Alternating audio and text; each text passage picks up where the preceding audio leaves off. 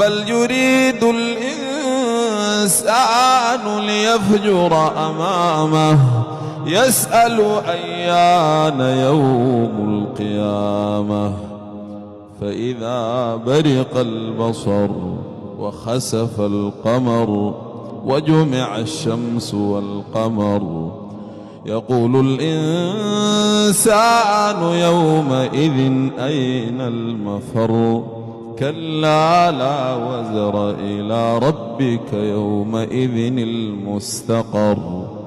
ينبأ الإنسان يومئذ بما قدم وأخر بل الإنسان على نفسه بصيرة ولو ألقى معاذيره لا تحرك به لسانك لتعجل